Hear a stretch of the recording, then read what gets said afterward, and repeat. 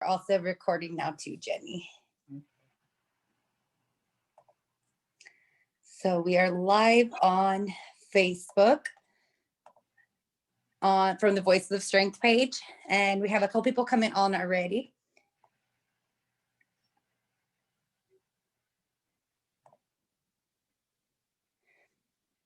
Hello to people coming on. We are going to get started in just a minute. I'm just going to share this to a couple places, and then we are going to get started. This week, we are highlighting Charlie Salinas, and we have his sister, Jennie Ruiz, with us, and we will introduce her in just a minute. If you guys are seeing this, please share it for us. Help us get the video shared and sent to anybody who may need to see this.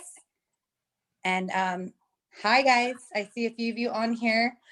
Leave comments, say hello, drop your loved one's name if you're also an impacted family member.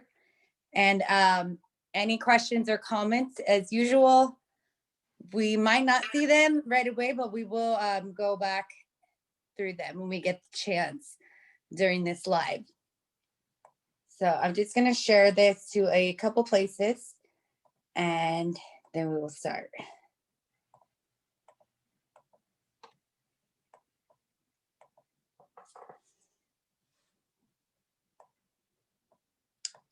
Let's see.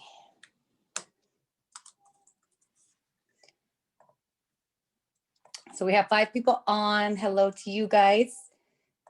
We usually get other impacted families on, or supporters, or people that just happen to come by our video, sometimes hop in. If you guys can share this in any groups you guys may be in, on any pages you guys may be a part of. So one last share for me.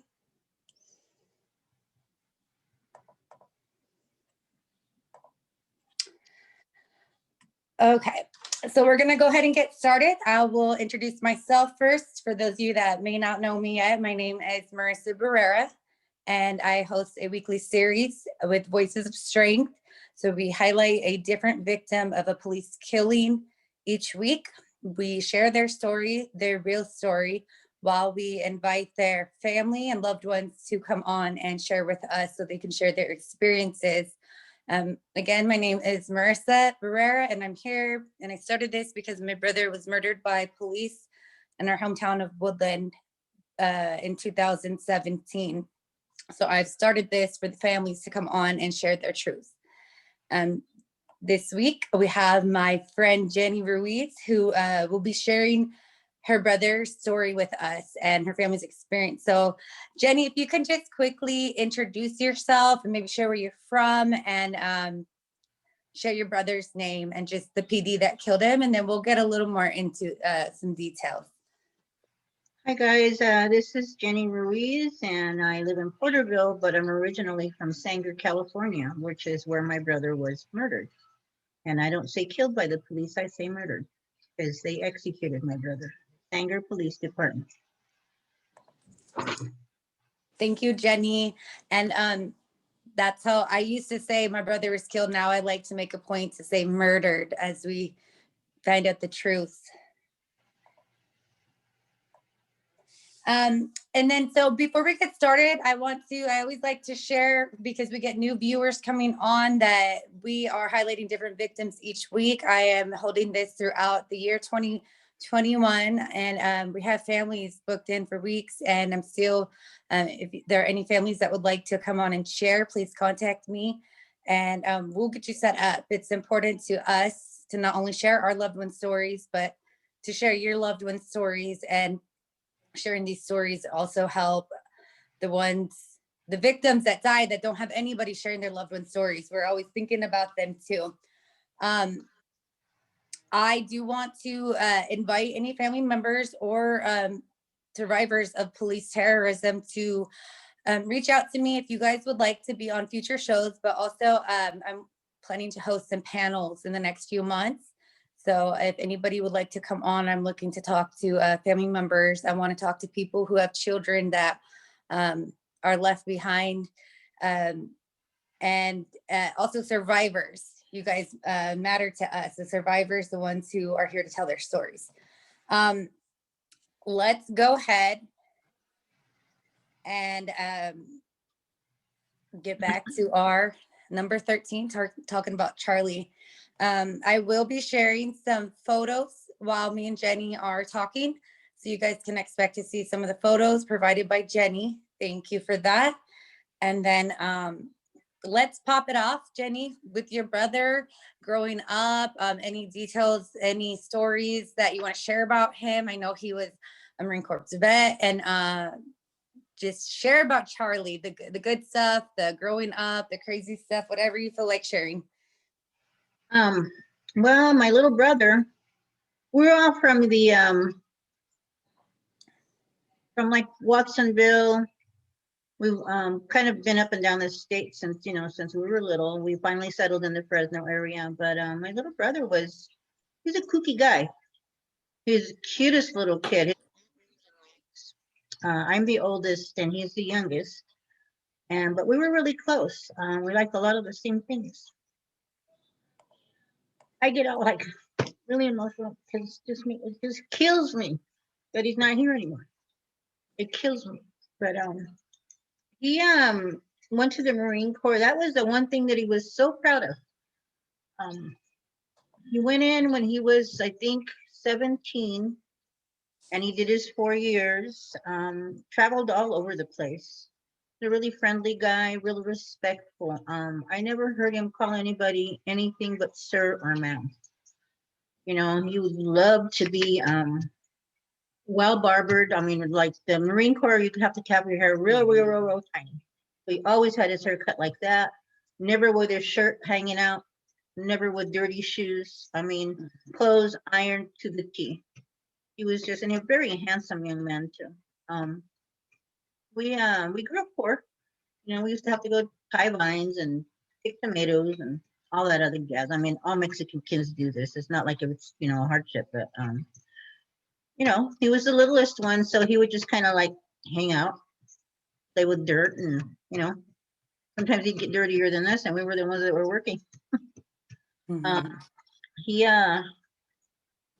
had a lot of girlfriends when he was in high school, and the sad part is, no, he had a lot of girlfriends. But the sad thing is that he never married, never had any kids that we're aware of, because he was in the Philippines for like a year.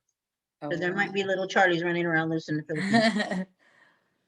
But yeah, just I mean, here I have like all of the stuff from all of the rallies that we've gone to, pictures, remembrances from his memorial, just a few things that belong to him. My brother gave me his baseball cap and a few other little things. So I have a little shrine set up in my garage because I watch football games over there. Mm-hmm. So every once in a while I'll post, I'm watching the game with Charlie. I've peeped your setup and some of your posts, so I know what you're talking about. Yeah. And I was, before we hopped on, just for the viewers, I was pointing out the stuff she has in the background. She has his flag back there and his photos and how nice that is. Starting to see more infected families with their loved ones on that flag. And I think that's great. That's important for us to keep sharing. I think it's great that lady makes the flag. So yeah. And Jason Reyes was the plug on that. Sharing that with a lot of families. And he actually came on and said hello. I'm just gonna say hi to a couple of the commenters real quick. We have Emily Gonzalez, Miss Grant, Marie Confinco, Jason Reyes, Lori Valdez, Sandra Muir, and Barbara Okamoto that have left comments and said hello. And hi guys. 20 people on. So thank you guys for being here. We get a lot of families coming on and other people who care about it week after week. And we appreciate you guys for listening to us, taking some time, even though these videos are about an hour or more long, and take time out of your day. We appreciate it. And just to be heard is important to the families. So yeah, love you guys. So they're just saying hello, and I'll go through comments again throughout as we talk. Before we get into like some more details, I do want to share, with Charlie's, he was in a mental health crisis, right? And he suffered depression. He was clinically diagnosed depressive, and it was just, at the time that he was killed, he was staying with my sister. She was trying to get him a place. There's a lot of programs for veterans and stuff. So she was trying to get him a place through the Veterans Administration in the hospital. And she just was, trying to do her best for him. It's just that, he was doing a lot of drinking and wasn't on any medication because he wouldn't take the medication because he said it would make him really, really foggy. So, it's just sad, He was oh, go ahead. Sorry. Away from getting placement. Yeah. And I want to thank you, for being transparent and sharing this stuff, because a lot of people can relate. I think every family can relate to having somebody that's suffering some kind of mental illness or depression or addictions or both of those. And I think it's important for these conversations to happen. And, your story today is going to share that this can happen to anybody, just like we've been sharing since our brothers were killed, I guess.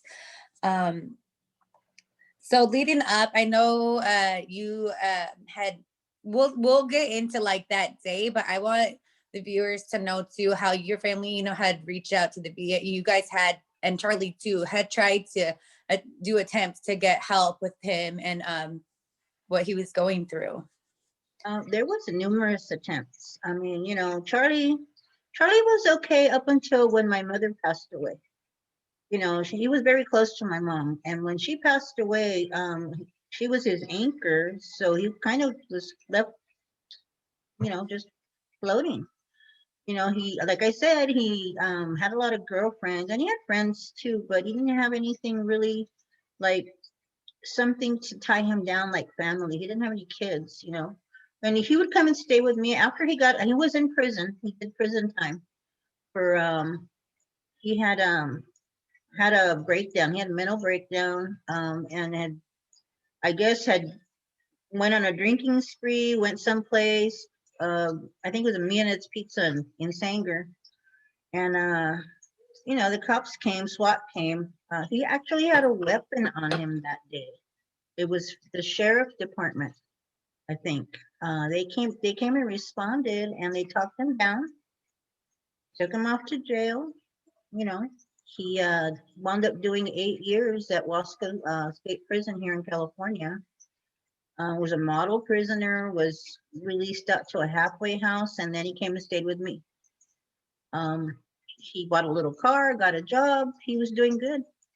Okay. Doing good for a good stretch. Had a girlfriend, got a girlfriend, and eventually moved out to go live with her. And then things fell apart, and he was.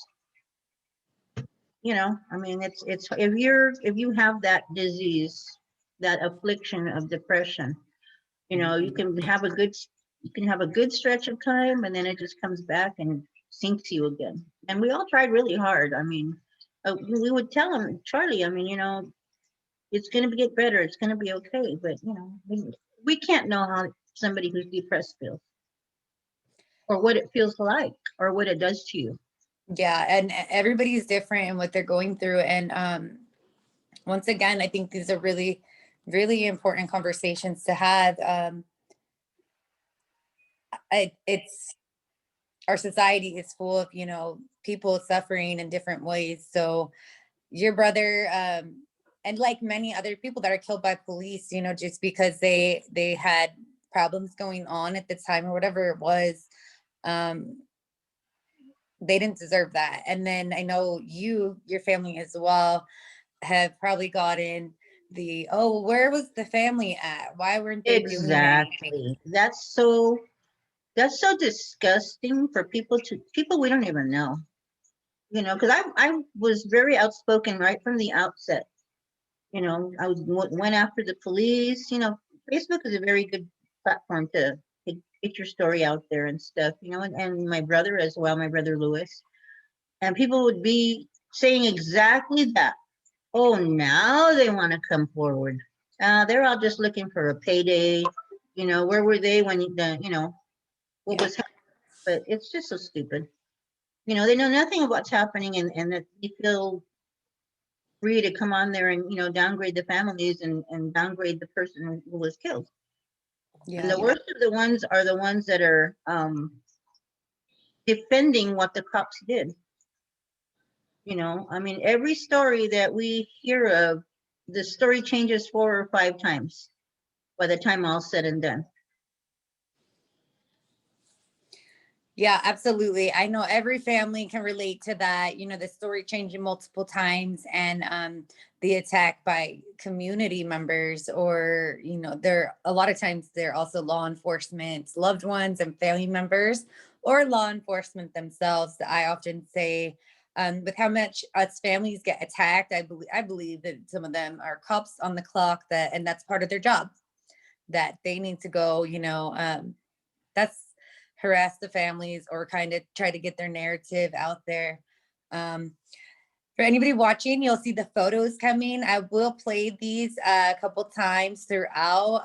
These are some photos shared by Jennie for us to view during this. And I should have slowed it down a little bit. Notice it went a little fast. So Jennie, let's go ahead and talk about that day. I know I've had private conversations with you and how you found out and stuff.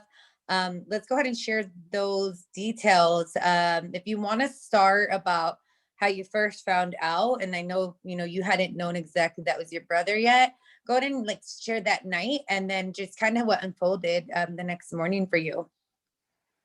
Well, this happened the day after my anniversary, so the two are going to be linked forever. But I was off those days, so I was out in the backyard. I left my phone inside because, well, I'm not on the phone a lot. So I came back in and I saw like 20 missed messages from my brother-in-law. I'm like, what's going on? So I call, and I couldn't get through a couple of times, and then finally I got a hold of him, and I could hear somebody yelling in the background, and my brother-in-law he just kind of blurted it out, you know. He's like, hey, he goes, I need to let you know that Charlie's been shot, you know. And I just kind of went blank for a minute. I'm like, what are you talking about? He's like, Charlie was shot. He goes, call me back later. I got to take care of your sister. Well, apparently, this is what is so screwed up. I'm sorry. I was going to say the other word, but you can say however you want. This show, but, you know, there are no filters. Okay, so apparently they had called my brother, the sheriff's department had called my brother in Corcoran, my oldest brother, and had asked a whole bunch of stupid questions like, is Charlie known to carry weapons? Is Charlie, you know, have anger issues? Is Charlie a whole bunch of dumb stuff? And then my brother's like, well, you know, the person you should talk to should be my sister because he stays with her. So he gave them my sister's number, and they called over there and did the same bullshit. Started asking stupid questions. All of this was like, I think they were trying to get the family to admit to things so they could drag the shit out later. Anyway, my sister's like, why are you asking me all of this? Is my brother is he in trouble? Is he in jail? Is he in the hospital? And the guy just told her, your brother's dead. He's been shot. And my sister freaking lost it. I mean, she literally threw the phone across the room, started screaming. My brother-in-law was in the shower, so he runs out butt naked, and she's on the floor screaming and hitting her head on the floor. You know, so that's when he called me, and the night before, I was on Facebook, and somebody kept saying, I wonder what's going on over there by the truck line. I want to check out this little neighborhood hamburger joint. Best chili burgers in the world. And right around the corner from there is where my brother grew up. It's like literally 1 block away from that area. And we saw that, I wonder what's going on. Oh, somebody got shot. The news came on, and this is the night before. The night before. So we're talking about me finding out Saturday morning. It happened on a Friday afternoon at 3 o'clock in the afternoon. So we're all talking about, I wonder what happened, you know, I wonder who it was. I wonder if it's somebody that we know. And then the newspaper in the morning came out, and well, I'm kind of getting ahead of myself because I found out at about 11 o'clock in the morning.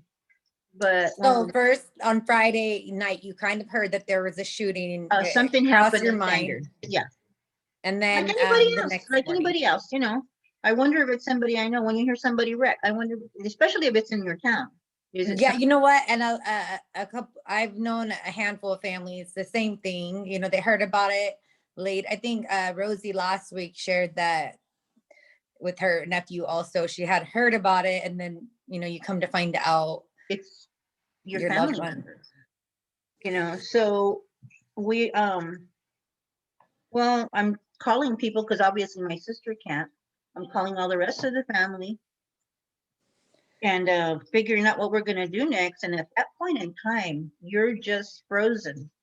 You know, I mean, now in retrospect, you know, I'm so glad for not glad because of the family losing their families, but members, but glad that there's so many resources, that so many of us are being proactive and reaching out, you know, to let these folks know what they need to do next and how to protect themselves from being victimized by law enforcement and by the judicial system as well, because it's a bunch of bullshit.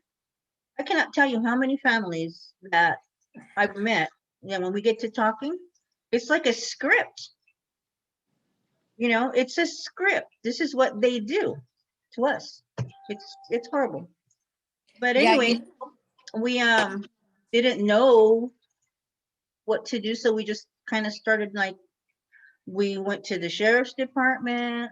The one cop that I contacted right after I talked to my brother-in-law got pissed off at me and said, I'm not the lead investigator on this case. You need to call somebody else. And I go, well, who am I going to call? So he gives me the name of some other guy. I call that guy. The guy doesn't want to talk to me. He just says, all I can tell you is, you know, your brother was shot because he was threatening to do something. I don't know, some bullshit like that. So, you know, we're at the point where we still don't know what happened other than the cops shot my brother. So in the back and forth on the Facebook, because I'm starting to like reach out to people in town that are talking about it as well. You know, did you see something? And when finally some lady texted me, you know, I know somebody who has video of what happens. So, you know, I hop on that real quick, and it took a minute for me to track the person down because it wasn't somebody I knew, but somebody that I did know was friends with them. And somehow or another, we met up with the guy. He gave us a copy, and then I go, how did you get this video? So he told me that they were in a parking lot right next to where it happens, and they were driving out and they seen a bunch of cops. At this point in time, they have not stopped traffic. It was a big street right next to it. The cars were going by. There's people across the street in a shop. There's people in the little car wash on the lot where my brother was killed. They were working there. There's a restaurant. There's a little gift shop. There's an auto zone. So there's people everywhere. You know, people everywhere. And these people are in the video. It's not a really clear video, but in the video, they are so up on top of each other shooting that you see them jumping out of the way. This is how idiotic what they did was. You know, and then they try to say something about my brother was hiding in bushes, and you know, they couldn't see what he was doing because he was, and then another cop said he was lunging and running and charging, and regular vocabulary that they use in a bladed stance. I had never heard that used before. And the 1,000-yard stare. And what oh yeah, your brother, they said that one about your brother. I remember that. I've known you probably, I'm not sure if I met you in 2017 or 18, but it's been a minute. Yeah, it's been a minute. And I did get to talk to you more personally about your brother's case. So how many, that was just days after that you were able to see the video? It was probably 2 weeks later. I immediately took off from the house. I told my husband, I'm leaving. I need to go find out what the fuck happened. You know, I was That's so good. just I'm just operating on autopilot. So I go to Sanger and I start knocking on doors. Well, apparently the cops had told everybody, you're not talking to anybody about this. One guy slammed the door in my face. He says, you're going to get us. The guy that was right next door was a shop next door. And nobody would talk to us. We had zero community support, zero. Sanger's a real small town. And the Sanger Police Department is known to be, what's the word that I want to use? They're known to be, they intimidate people. They harass people. I saw a video that somebody posted of there was some guy walking down the street and he kind of looked homeless to me. Anyway, they all roll up in their cruisers, probably about 7 cruisers, and start harassing the guy. Finally wound up throwing him against the wall, handcuffing him, throwing him in the cop car, but he wasn't doing anything. You know, it's just, I don't know. The biggest gang. They're literally the biggest gang. And not surprised. Yeah, ask LA County about that one. Very interesting to read about what's going on over there. Yeah, but so, blowing up. It took about 2 weeks to finally track down somebody who had video. It wasn't a very clear video, but it was clear enough for me to see that my brother was standing there with his hands out and open. Not like they said, reaching furtively into his shirt that was hanging out over his pants, which is bullshit. My brother didn't dress like that. So pretty freshly, with a couple weeks, it's still pretty fresh. You were able to see for yourself and dispute the narrative. What were your thoughts, and what did you do next after getting that information? We got the copy of the video, and by this time we're pretty well into, trying to find out from people who were around in the area, and people were contacting us. People were, telling us, hey, we saw what happened, and what the cop said on the news is that's not true. He goes, your brother was just standing there. He wasn't doing anything. He wasn't running. The kid at little detail shop, it's on the property. If you can visualize, there's like a little detail shop, then a little parking lot, and then an entry. You can come in through the front or you can come in through the alley. So I guess orienting yourself that way. He was driving off a car. So he was facing the big street, which is where everything was going on in that area. And he goes, I saw your brother talking to one of the policemen. I couldn't hear what they were saying because they were too far away from me, but I could see your brother just standing there, and he had his hands like this in front of him. And then I kind of turned my head a little bit because nothing was going on. And then all of a sudden I just started hearing guns. They fired at my brother, I believe it was 22 times, and they struck him 11 times. One of the cops on the scene, he was a sheriff's department guy. He stated, because we wanted to find out how come they hadn't used the non-lethal or less than lethal. And apparently one of the cops did fire one round. The cop that didn't shoot said, he goes, yeah, I was waiting for, to see what was going to happen. And then I guess simultaneously with that less than lethal, they all opened up. He testified in court. I don't know why they shot Mr. Salinas, because something about, I never felt like my life was in danger from him. So we have, okay, then he got shot, and I took notes before, so I'm just reading what we shared before and make it clear for the audience. There's one that shot a beanbag, but while that happened, 3 officers shot, and they had the AR-15 assault rifles, right? And then we have certified to use, and that was Sanger PD police officers, and 22 shots He was hit 11 times, including when he was already on the ground. He was shot. The one shot that knocked him down, I guess, the stupid coroner didn't even want to like admit that he was shot in the motion of falling to the ground. Well, we at this point in time now we know that the coroners are in bed with the police and with the judges and all that. The rest of the, you know, it was agonizing to listen to him kind of like tiptoe around. The fact that my brother, you know, he was okay. Picture this in your head. He was inside of like a raised garden area, about a foot off the ground. Okay, he has to step over these big wooden railroad type things that are in the ground. So, and he's drunk off his butt. He was at 0.30, which is practically comatose. He's trying to step over it because they're telling them to come out of there, right? After the little conversation that they had. So he's trying to step out. He's drunk. He's stepping from an elevated area to a lower area. So he starts to go forward. I think at that point is where they're all like, we're going to shoot him, I guess. Or they tried everything that they could to say he was running at them. Yeah, to stick to their narrative, save their When in butt. fact, falling. He was falling, and we've seen drawings of the trajectory of the bullets and stuff. And he was falling when they shot him. And they shot him a bunch of times when he was on the ground. My goodness. So I'm going to share a comment that we have here from, I'm going to read a couple of them. We have Jason. It's called Sympathetic Fire. Once they hear one shot, they all open up. FTP. Thank you, Jason, for that. And yeah, we know at this point, right, that when they shoot, they're going to shoot to kill. And if they don't kill them right away, they're going to delay medical and want them to die.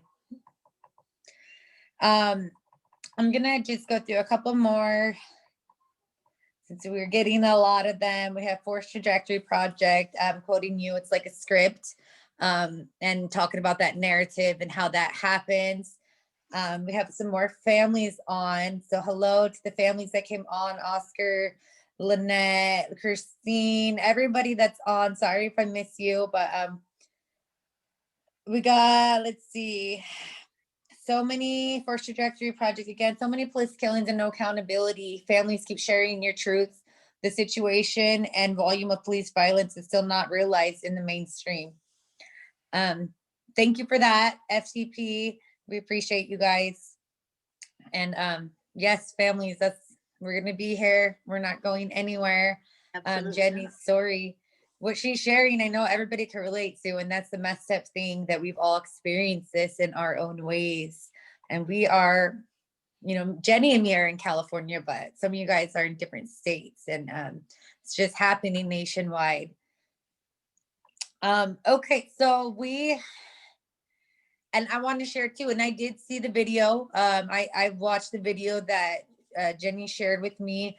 I'm happy that you guys were able to get that. You know, I think about families that don't get anything like that, or that never really know, you know, and whoever that person was, you know, I commend them for giving that to you guys, because they do get intimidated too. Any witnesses, often they don't want their statements, or they intimidate them as well. Well, the dude that gave me the video said, he goes, yeah, he goes, I'm surprised they even gave me my phone back. Because I know they have a copy of it, because he took it and he copied it onto his laptop, and then he gave it back to me, and then he said, don't be showing that around. Wow. Yeah, I'm surprised they didn't delete it themselves. Yeah. That's crazy. Okay, so as we were talking, you were getting into, you know, about the coroner normal routine protocol that us families have to go through. You know, the coroners and stuff, they are not there to be a unbiased opinion and medical professionals as they should be. They often work hand in hand with law enforcement officials and help cover up our loved ones' crimes. So I'm sorry you guys dealt with that as well. And I know what you're sharing is a little further. So you guys are one of the families that did get to make it to civil court. You guys had your trial, and I know it didn't turn out so well, but I want you to share a little bit about that, your experience there. I know you've already hit that, how you guys, the bullshit you had to listen to up there. And yeah, if you want to share more, I know there are families on here. Some of them will have their day in court and they haven't been there yet. So also while you're sharing, if there's any advice or anything that you want to add in for people who will be in your shoes one day. Exactly. Well, we looked around for an attorney, and again, you know, being clueless, I mean, you just don't you don't have the enough experience with dealing with the police. So we're all taught to trust the police, you know, and up until that moment, I had no reason to distrust them. We got an attorney. Unfortunately, we didn't get a civil rights attorney. We got a personal injury attorney. I wasn't part of that part of it. I was just trying to, you know, find out what happened. My sister got an attorney for us, and they are out of San Diego, and we went through all the, you know, the depositions. Their attorney was such an asshole. He was such an asshole. Like to straight to you guys, or just walking in general being an asshole, or specifically to the family? He was just an asshole. You know, he did his best to paint my brother in a bad light and to lift up the cops, you know, because they have a right to go home to their families. You know, they're just doing their job, you know, and all this other bullshit. Um, but the trial itself was only 4 days long. We were there when they did the jury selection, and I noticed a guy who just, everywhere we went, he would show up and he would just stare at us all ugly. You know, like when somebody's dogging you. So we, for attorney, we're like, there's this guy out there, because they were still doing this jury selection. There's this guy out there, and he just seems to pop up everywhere we're at. We'd go to lunch and we would see him somewhere in the area. Well, after everything was said and done, this guy got on the jury. We found out that he had very close ties with law enforcement. And I'm like, why are you allowed to serve on a jury? So wait, let me just make sure I heard you correctly. So the guy who was mad, basically staring you guys down, making you guys feel uncomfortable, ended up being selected on the jury and having ties with law enforcement? Yes. That's So some bullshit. it was that stuff, and then during the actual proceedings, you know, the cops that were, you know, the subjects of our lawsuit would come in the court and be, you know, basically just treating it like it was a day in the park, laughing, talking, you know, all this kind of stuff. I'm like, it was very jarring. The third day of the trial, I remember sitting there, we were waiting for things to get started, and the door opened, and about 25 uniformed officers walked in and sat right behind us for like a good 5 minutes. And we're just like, what the heck's going on? You know, I think it was only me, my sister, one of my brothers, and a couple of family friends. The ex chief of police actually showed up a couple of times to sit with us. He was the ex chief of police. And to sit with you guys? To sit with us. He had a conversation with my sister, telling her, he's like, you know, he goes, these guys didn't follow policy. Wow. He goes, I can tell you from right here, they did not follow policy. The guy that was in charge of that detail is known to be a loose cannon. You know, the guy, it was surreal. So I guess after 5 minutes of sitting there, I mean, I'm sure they've been in courtrooms before, they all got up and went to sit on the other side of the courtroom behind the cops. And I told my sister afterward, I'm like, that was bullshit. Why, if they were going to come and support, why are they in uniform? That means they're on duty. Yep. Right? And they were there a good hour and a half. So why were they there when they were on duty? And why are they playing musical chairs? Exactly. So, there was that. There was a whole bunch of, not one big giant ugly thing, but a whole bunch of small ugly things. Yeah, And and the details matter. We're getting, while you're sharing, I want you to know we're getting the angry faces and the upset faces because people are not feeling this. It's I can tell you, those 4 days were so stressful. I live in Porterville, which is an hour away from Fresno, so I spent the 4 days at my daughter's house. Um, Prior to all of that, too, I mean, I can tell you that we were lied to so egregiously by the sheriff's department, by Sanger PD. They they told my sister this. I think I recall telling you about this. We My brother's wish. Oh, he always voiced it. He wanted to be buried in his dress blue Marine Corps uniform, which is like the ceremonial uniform. So my brother spent a couple of days tracking down all the bits and pieces that you need, all the medals that he had earned, the hat, the cover. They shined everything up because all my brothers are service members, all of them. They got it all together and they were going to take it over to my brother had body had not been released yet to the funeral home, and we kept calling them like, when are you guys going to let us know when we can get this done? So they were going to take it over the afternoon of. They had said, oh, well, you guys can do it by this date, and they gave us a date, and we went and did all the arrangements, picked the casket, everything. The day of, in the morning at 8:30 in the morning, the lady from the funeral home called my sister and told her, you're not going to be able to have an open casket. And my sister again throws the phone across the room and starts screaming. I was there for that. So I go and pick up the phone and I'm like, what did you just tell my sister? Because she's crying and she just cannot get herself together.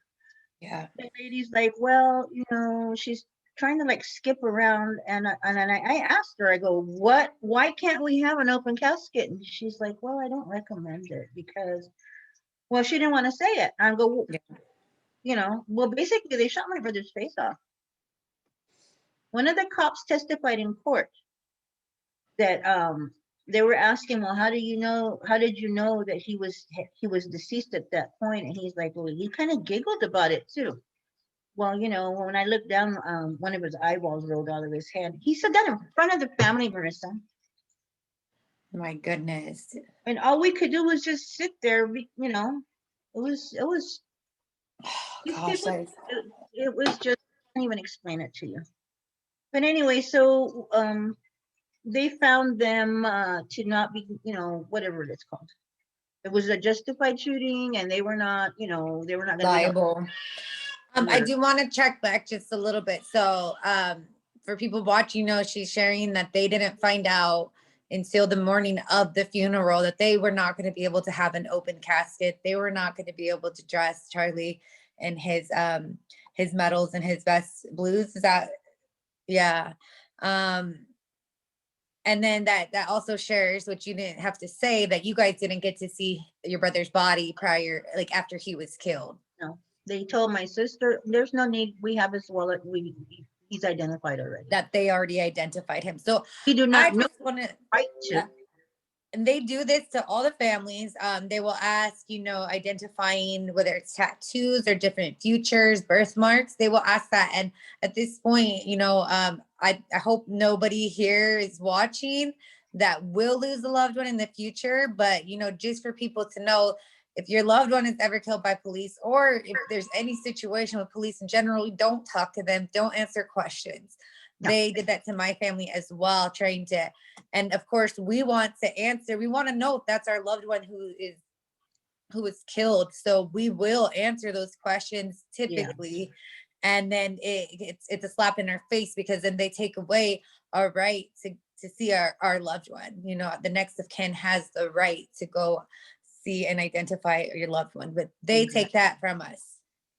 And the worst part is that, the funeral it's just a box covered with a flag, and you know how funerals go. I mean, we didn't get to say goodbye to my brother. We didn't get to say goodbye to him. All we saw was a flag on a box, and they stole so much from us. I'm sorry, Jennie. That's it's so horrible, you know, and even just everything, just the death of our loved one, how they sold them is bad enough, but these details that we're sharing today, guys, all these things matter, and it's not just Jennie's family, it's not just my family. They literally happened to all of the families. I'm gonna go through a couple comments. We've been getting some good comments. I'm gonna go up to Christine Lee. They shot an intoxicated man. Police are dirty, and it's obvious when someone is drunk. I'm so sorry for your loss. Barbara Okamoto. Kern County Chief Youngblood stated it's cheaper to kill them than keep them alive. Fuck him. And that's another, it's a truth when it comes to police terrorism and the way this all works. They would rather kill our loved ones. Let's see. They're mad, you know, people in the comments talking about how they're disrespectful, Barbara, just like they did Marie Confinco in her nephew's trial, the intimidation tactics. Force Trajectory Project, the police will play good cop, bad cop all day to get information to use against the family. So she shared that. They're sharing that after you shared that the ex-police chief, you know, talked to you guys and, you know, gave you guys shared some words with you guys. Let's see. Miss Grant, she's like, basically, you know, wow, that's insane. It seems like he was stalking you guys, the way he's staring you guys down and everything like that, and then ends up on the jury. The entire legal process in the city is corrupt then. Taxpayers paying them, their sorry asses, like we're paying all these officials, you know. And then we have M. Gloria Hernandez. The juror should have been brought to the attention to the judge, and that is what happens when an attorney is not knowledgeable. So speaking of that juror that we brought up again, and then another person is saying, or they could have helped throw that case out. The attorney, which we know it's very common to have attorneys that are corrupt. Honestly, this is what I think happened.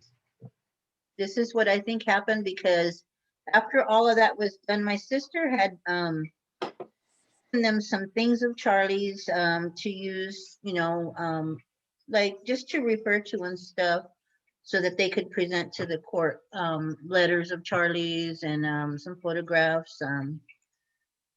I believe some other things. So they never returned them to her. So she started trying to get a hold of them. Well, they just basically ignored her, wouldn't return calls, nothing. So she finally told them, I'm going to drive down there and you better have my stuff. I don't know if she got it back or not, but it was just kind of like a wall of silence from them after everything was done. And you would think that, you know, and after investing all that time that, you know, yes, we'll find it for you or however, but to not return calls and to just, that's what I think happened. I think they were paid off and they just, I don't know. I don't know if that's true or not, but that was the thing. It's not far-fetched because, you know, after we know so many stories, we talk to so many families directly, these kind of thoughts and the evidence behind it are not far-fetched. Let's see, I'm going to hit a couple more comments before we continue. Tiffany Tabaris, they say, we just want to get the truth. And that's what the cops say, you know, when they're trying to pull that info from us, lies. Let's see. We got the San Jose PD tried to bring a large number of cops into Anthony Nunez trial as well. Our family and community packed the courtroom every day just so they couldn't enter the courtroom. FTP. Thank you, Jason. And that's another thing I wanted to hit. And it's something that I've heard other impacted families sharing more lately. Marie Convinco is one of them. But they really, there's a need for court support for trials for these cases. And, you know, the details you're sharing highlight why, and it's gonna happen. It's gonna keep happening. You know, no matter where we're at, that's gonna be the routine. So, court support for trials can really make the difference for families. Getting the word out there is really important too. I had a conversation with what is his name? The attorney from Los Angeles, Humberto. Can't remember the last name right now. But we had a conversation about where our attorney was telling us, we said, yeah, that one, that our attorneys were telling us that as soon as, you know, they let us out of court, that we needed to just leave and, you know, not be gathering around in front. And if we did any kind of like when we would go do vigils at my brother's memorial, to not be, you know, attracting a lot of attention and keep it low key. Well, I talked to Humberto and he's like, they should have never told you that. I go out and protest with my client. With the families. Get the information out there to the public at large, you know. Speaking of the memorial, another thing that really made me angry was that we believe we have permission from the property owner to have the memorial there. And we would go there every 2 weeks and clean. We planted a lot of plants. It was a really, really nice memorial, beautiful. And we would gather there. You know, Sunday mornings we'd go and clean and pull weeds, and then we'd go have breakfast as a family, all of us. And it kind of was just, you know, just reaffirming, you know, our family ties and, you know, the fact that, you know, we loved our brother. Yeah. So we get a phone call. I didn't get the phone call. My sister got the phone call from a lady that lived on the property. And she'd always come out and greet us when we come up and be over there cleaning. And she called my sister and she told my sister, hey, the owner was just here and he banged on the door and he told me, you see those people, they can tell them they need to get all of that stuff out of here or I'm gonna throw in the garbage. The owner is a friend of my husband's. I think the cops got to him because they didn't want it there, because it was a constant reminder. And I would post every time we went, I would post it on Facebook. Here, taking care of Charlie's memorial. You know, you can hide, but you can't run. We know what you did. Yep. And it was just so disrespectful that they didn't let us retire the memorial ourselves. Yeah. But so just saying, just get that shit out of there because we don't want it there anymore. We're gonna go throw it in the garbage can. You know, so my sister had to drop what she was doing and go and get all the things that we had there, and it was quite a bit. She had ordered a big like a granite stone in the shape of a heart, and we had like a little altar there with candles and little gifts that people would bring and leave there and stuff. And we took really good care of the little garden too. I mean, it was kind of dried up before, but it was nice and green, and we'd go and cut the weeds and cut everything back so it wasn't messy. Yeah, kept it clean. The cops would even spy on us there, Marissa. That's what I was going to bring up. I had a note of that, of you guys being there and them watching from down the street. Is that in the cars and stuff? One guy parked across the street for a good 25 minutes. We never saw him pick up nothing to measure speed. He was just sitting there. Yep. What was he doing? Scratching his nuts? No, he was spying on us. And then at an anniversary vigil that we had, there was like 3 of those little SUV things and a couple of cruisers parked like a half a block down the street. There wasn't anything going on except us. Yep. So I'm like, what do they think we're gonna do? Yeah. Yeah, and that's something I think we could all relate to as well. And it's important for the newer families to know too. You know, I caught on pretty quick when it was happening to me after my brother was killed and I was speaking out, cops doing weird shit. But, you know, if we're not being alert and paying attention to our surroundings at all times, that's something that I really learned I had to do and stay aware, because they will be there creeping. Well, one of them followed my sister. We had been in Sanger to clean, and it was like 5 minutes. I was on my way out of town. It was 5 minutes and the phone rang. So I pulled over to answer the phone because I saw it was her. And she's like, I don't know if I'm tripping out, Jennie, or not, but I'm so scared. I don't know what to do. And I'm like, well, what's happening? She's like, that cop that shot Charlie, he's following me. She was on her car phone. She had a newer car that you can talk on the radio. Goes, he's following me. I know it's his truck. I know what truck he drives. Wow. And I'm like, well, where are you right now? She's like, well, I'm right here on the 180 headed back into Clovis. She goes, but I don't want to go home. I go, well, just kind of like keep driving and see what he does. So she kept driving. And eventually when you get to the last street that you can turn on to go back to Sanger, if you go any further, you have to like turn around and come back. He turned off and he went. And that's when she says she saw him. Wow. Because they were at a stop sign.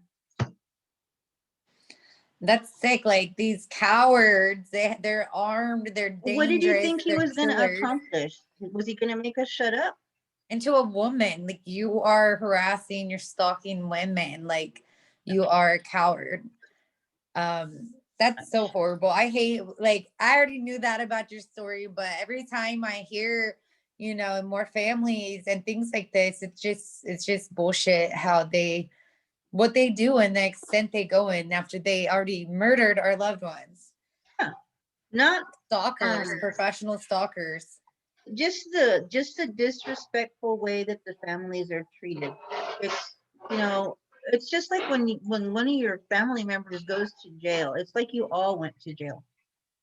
You know, yeah. And the way that they tear down the person that was killed, they said, let me see if I can remember. They said, yeah, the Marine Corps veteran who was killed in Sanger, you know, they started bringing out his past, that what happened when he had to go to jail and stuff. Mm-hmm. And they don't say anything about him being a proud Marine serving his country, you know, nothing like that. Just, you know, he was this, he was that. And then, you know, all these stupid people that jump on there saying, well, you know, he had what was coming, you know, just comply. You know, if he had just listened to them, he wouldn't be dead right now. I was like, that's bullshit. Yeah, those comments, I sometimes don't read them. I sometimes still do. And it's all the same. I'm like, and what happened in my hometown, same as to every other story I get, they're the same. And it's, if I had $1 for every time, you know, but again, those are the same people hiding behind the screens at home. Yeah, keyboard warriors. Keyboard warriors. Let's see. I'm going to hit a couple more comments real quick. We have Dan Barrera, my dad. He's this is disgraceful. This is how they treat the families of loved ones that they've already murdered. Tiffany Tabarez. We should organize by city to support each other in court, or by even state. And absolutely agree. And I can't wait till things kind of get back to, I miss organizing. I miss gathering with the families. You know, I was okay at first. Now I'm like, hey, I really miss that. And I miss seeing you guys. And it is powerful when families get together. As you know, Jennie. Before, but so I've met all of the people that are in my circle now on Facebook or through, you know, just online conversations. But just when I meet them, it's like I've known them forever. That is the strangest thing.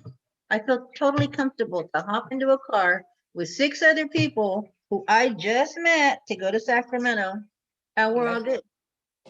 It's just uncanny. It's just I think the first time, I've known you online for a while, but I believe the first time I met you in person was at the Capitol when I was pregnant with my last baby. I was huge. We have a picture. So it totally is like that when you gather with, you know, the other families, or we have actions to do together. And even it's across important. States. I've been to Washington, D.C. with a whole bunch of people that I met online, and I felt so safe. I felt so welcome. I felt so taken care of, because we do. We work out. Lisa, I think she was on a little while ago, and the same thing. Well, when we went to Vegas. Yeah, that was fun. Yeah, it was good. It was very instructional. It was. Shout out to them. They really they were awesome. Yeah. We went to Minnesota, and I met a whole bunch of people there too. I was kind of active this past year. Yeah, when everything, the pandemic kind of started off, it's like you kind of, yeah. I'm gonna go through a couple more comments. We got Tiffany again. She's saying this stuff just motivates us more. Yes. That's how I feel at this point. Like the more families, the more stories, the more victims. I'm like, no, no, no. We got to do more. Lynette Fox, they fear us. The more we speak out, they get scared. Cowards. We have, let me read Miss Grant. She says, you can research attorneys you believe are corrupt. Look for lawsuits against them. Talk with other families from your areas. Check your state bar association. Rip off report Yelp. Google their names and the words complaint or lawsuit. So people put their experiences with them online, but search other cases and lawsuits. Do you see settlements with no consequences for officers not turning over info to the family, stalking? And in your area, share attorneys' names. You'll see families, attorneys who are pro-police, DA or city, etc. If you're being passed from attorney to attorney, search for cases where the attorneys work together. They might not be new and impartial. They may be good friends and likely will not cross each other. That's really good info on the lawyers, and her sharing the info has helped me too. But just summing up, just really research these people that we're trusting with their cases. There are, there are like cliques. I kind of see like in California, there's different attorneys who take a lot of the police killing cases, and we got to watch out. I've came across many. I know other families have came across many. So researching. Thank you for that comment. It's important. We have Emily. It's true united by blood. And then Barbara, you're a beautiful person. I was scared and you made me feel comfortable. Love you, Jennie. Oh, I love that. Oh, I remember when I first met Barbara too. All you guys. Yeah, See, and I love that. Yeah, I do. I just when we get together, I come away from like when we gather, just like relieved, like I can't describe the feeling. I have a lot of affection for all of our families that we've come into contact with, and now they're my friends. I mean, that's how I consider it too. I'm like, you guys are the people who, have helped me through times. And I know it's I think I met you first when you hadn't met many families either, and it was kind of new to you. Like that Sacramento was the it. start for me. Yeah. No, you know what? I think I met you in Bakersfield. Oh yeah, Bakersfield. Oh, Yeah.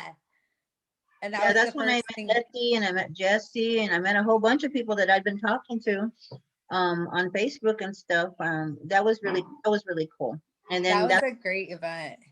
in Sacramento and doing all the lobbying and all the, Yeah, shout out to Jesse Rodriguez yeah. holding it down there and really pulling that together. That was really good. And it's one of those events that highlighted all the victims, the families that came, all our loved ones got highlighted. And I think that's important for families to uplift each other because we don't have a lot otherwise besides some very important supporters, Okay, Jennie, so we kind of went a few over 6, which I don't mind, but is there anything else you want to share just about your experience or message to people who maybe have other impacted families, but also to other people who are not familiar with this? Anything you want to finalize this with? The one thing, this is life changing for all of us because up until the time that this happens, you're living an ordinary life. And then this happens and just it's like the group forced trajectory. It's like we've been forced into this different path where God, I just I there's a man Rick Hill. He has this huge list of impacted families going back many years. So, you know, I guess our heads were in the sand until that moment in time when your family members are murdered, and then it's like, you know, you open your eyes and you see, oh my God, why wasn't I paying attention? Yeah. And I aware of this, you know, and will it's just somebody had mentioned it a while back, and I think people are being more proactive about it, about reaching out to families in your area when you hear about it. I had somebody actually contact me about a friend of theirs, a family that was looking for information. So I was able to provide them with information, and I hope I pointed them in the right direction. I just read in the Fresno Bee that the family has filed a lawsuit against Fresno PD. Apparently, their loved one was, I guess he was homeless, and they said he broke into a repair place, and the owner had cameras and knew somebody was on the property, and the cops showed up, and you know the narrative. Yeah. He was reaching. We feared for our lives, you know, and they Same killed him. terms. So, but the They need family, to switch it up. yeah, they need to get a different story. That was so threadbare already. I Yeah. mean, how are you going to fear somebody running away from you? I mean, there's so many cases where the person's running in the other direction and they're fearing for their lives. Yep. Yep. It's bullshit. We've all seen it, you know. So yeah, that's good that you were able to offer some advice to the families. It's also a hard thing when there's new families because of we know what they're going through, and you know And they how don't know our which way to minds are. turn. They don't know. Yeah. I think Biba did a flyer. It's just kind of like a checklist of things to do. You know, I Okay. Yeah, I seen that one actually. think I downloaded it to my phone so that I can throw it out there if I need to somebody. Um, Yeah. I guess just you know, the families that are going through this right now. I mean, you guys are strong. You guys are tough. This is the club nobody wants to belong to, but unfortunately, here we are. A lot of And us. you know, and people, everybody else too around you. I mean, we got to stick together. You know, don't tear families down. Don't, you know, if you don't know the family, just be quiet. You know, you don't know what's going on, and at that point, that family probably doesn't either. And it just Yeah. makes it so much more difficult when people are muddying the waters, and you know, it's just really sad. I hate that part of it. Yeah. Um, It's definitely difficult. All of it. I'm gonna hit a couple comments real quick. We got Stephanie Luna, also impacted family, sending love and strength your way. Sandra Muir, it's what got me through some rough spots, is listening and talking to you all, the impacted families. M. Gloria Hernandez, shout out to Lamisha, who got a lot of the families from the beginning. Shout out to her. I don't think I've met that person yet, but it's always good. yeah, Here. Irizarry up in God, what is it? Hunter's Point, Lamisha Irizarry. Oh, okay. Yeah, I know who she's talking about She's then. one of the first people I started talking to like years ago. Years ago. So I've never met her in person either. And Lisa Oh, Ganser, I'm sure you speak with her too. I keep in touch with her. Her dad just passed away you know, yesterday. yeah, I do have her on my, yeah, yeah. Oh, But all yeah, right. all of these folks that, you know, we reach out to each other. I try to respond to as many posts as I can when I'm on Facebook and stuff. But wow, just, you know, here we are. I'm here 8 years later. And when I speak about it, it still feels like, you know, like a dagger in your heart. Yeah. Hey, Yeah. I say that often. It's just, we keep getting stabbed in the heart, even if it's not our loved ones being killed, even just knowing another victim and then that their family, what they're going through, knowing or exactly what they're watching going through. somebody else, you know, express or share their story. You know, those all the gatherings that I've been to, I've had the opportunity to speak to quite a few people, and just it's I don't know, I don't know what to say at this point about it, but yeah, just Yeah. We understand. We understand. I'm going to read a couple more. Lynette, you all in California have really united. It's awesome. I would love to get that going here in Colorado. It's such scary and heartbreaking road to unite with people around you going through the same thing helps so much. And she also said, I remember how much you all helped me giving advice, letting me vent, and she appreciates it. The flyer you mentioned, it's called the First 24. Jason, thank you for reminding us. Yes. And yes, we will share that too. I'll share that in the comments. We're getting requests for that. And I just recommend everybody keeping that handy in case you guys come across new families. And shout out to Debug and the families who helped put that together. That's Jason, an awesome organization. La Misha. Okay, that's why I didn't recognize her name because I'm used to seeing it spelled Differently. Yeah, that's exactly why. And then we have Christina Vasquez. It's reopening a wound that never heals, seeing the more impacted individuals and victims. Thank you for sharing. Thank you for coming on today, Christina. Got to connect with her a little bit more on Instagram this week. So I feel like I meet new families. Sometimes it's every day I meet a new to me family. And sometimes, it's a lot. It's a lot.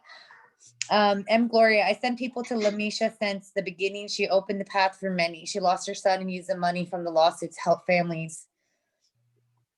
Thank you for sharing that. That's a warrior woman. She's tough. It's very admirable. And you don't see a lot of you don't see a lot of that. So I think that's awesome. Gloria's she's a warrior woman too. She's I don't think I've connected with Gloria yet, but thank you for joining. And she's a leader in Fresno, I'm telling you.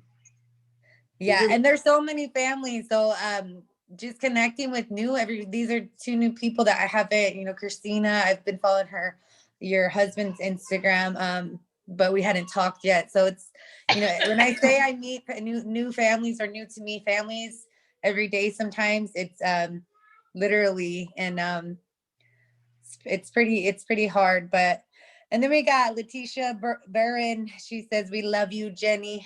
I love you guys too.